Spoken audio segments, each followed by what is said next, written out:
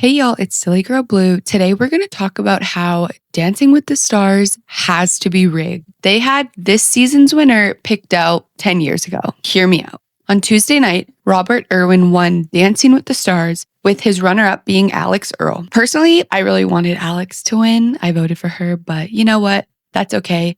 People love Robert, and that's fair. People were saying, though, that the show is technically a popularity contest because winners are chosen not only through judges' scores, but through viewer votes. So even though I don't believe the show is actually rigged, because I'm pretty sure that's illegal, I think they work overtime to sway the voters' opinions by the content that they choose to show. Let's all just admit that they used Robert Irwin's dad's passing as a way to garner sympathy votes for him. You see it all over the place. On America's Got Talent, they always do this. The golden buzzer always goes to somebody with a bit of a sob story. I also believe that they have been pushing Robert Irwin in the media for years now. Robert's sister won Dancing with the Stars 10 years ago in 2015, and Robert was there every step of the way. I want to show you Robert's got some dance moves. I do. Show us. Break it out. This This one's one's my favorite. It's a sprinkler. Ready?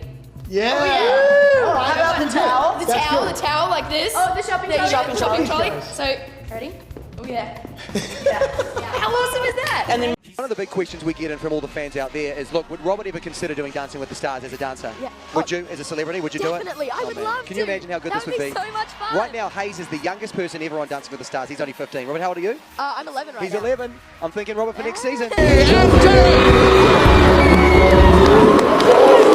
Robert and Whitney! My sister said it best. Thank you so much for everything. Thank you for changing my life.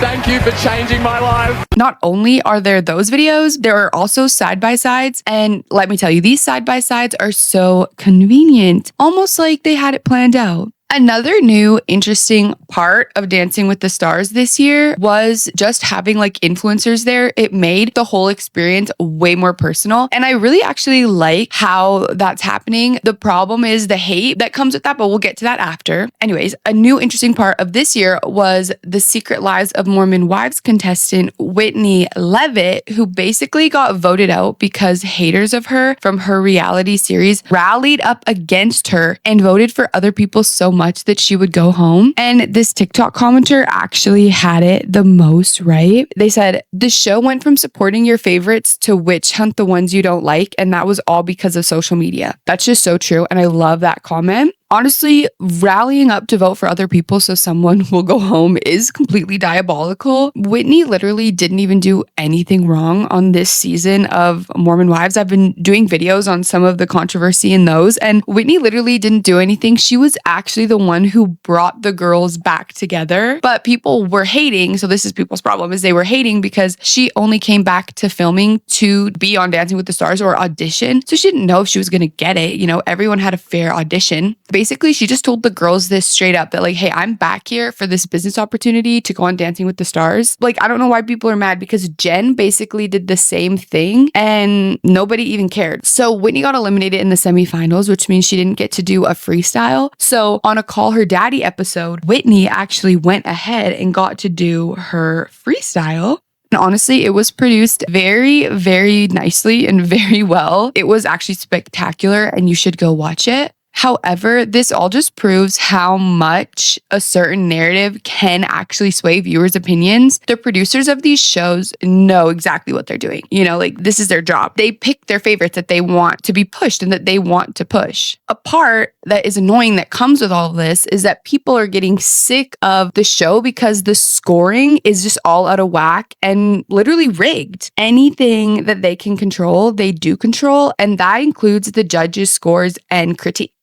They can't choose viewers' votes or mess with them, but they probably could, but I don't think they do. Anyways, they technically are legally not allowed to change viewers' vote, but they can push an agenda through the judges and the confessionals. An example is Robert's improv dance on finale night. I don't know if you guys saw that, but looked like that was his first night he ever danced. He literally messed up terribly and forgot the entire dance, yet still received a 10 out of 10 perfect score. Yet Jordan, who actually had an exceptional dance, got docked points. They're coming on our hip action. What about the heel leads happening out there? What about the heel leads, the feet coming off the floor, the horrific demented lines people are making out there?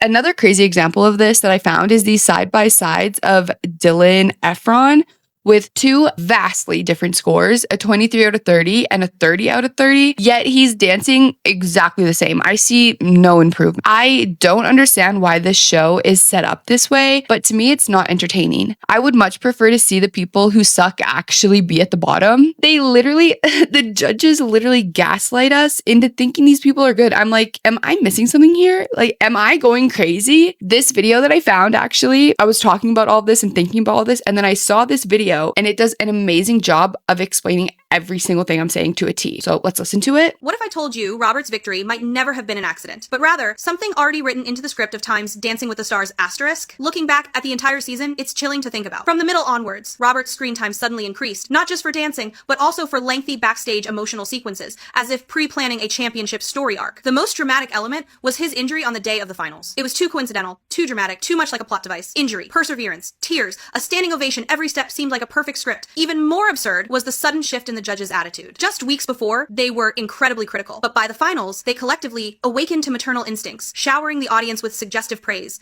as if telling the audience, this is the champion. The final camera cut was also chilling. The champion hadn't even been announced, yet the camera was already focused on Robert's face, as if they already knew his reaction. Add to that the leaked champion poster, the overly biased editing, and the bizarre promotional pacing. The coincidences were too numerous to be mere coincidences. I'm not saying the result is fake, I'm just saying too many things don't add up. I'm arguing that this is a script, and my controversial opinion is that they chose Robert for a particular reason, and it's because he's the perfect Disney prince, loves animals. Like, he's the perfect type of character that they know they can easily control and is likable, which means people will listen to him. So he's kind of the perfect victim for agenda pushing, if you know what I mean on that. Anyways, I feel like Dancing with the Stars is taking a massive new turn with having influencers on, and it's really shifting, becoming more personal. The hate is getting so much worse. Like, the pros do not deserve any hate. And like, as people, we're gonna lose all forms of entertainment if people don't stop like just being horrible people. There's no reason to leave a hate comment just because you can. Online and the real life are literally the same. Like, if you think that somebody can't hire somebody to look at your profile picture, figure out where you took that picture, figure out who you are, figure out where you live, you're delusional. So stop being a troll, because you're gonna literally get yourself into so much trouble one day in real life. Everybody wants to enjoy stuff. You don't have to like everything. You don't have to say that. Like, you literally don't have to say it. Just don't like something and then fuck off. It's so simple. People really need to get a grip on all that. I know it maybe is like hypocritical coming from me, and I'm on here critiquing people, but I do this because I actually want to hear people's opinions, and I want to trigger deeper thought with everybody and even within myself. So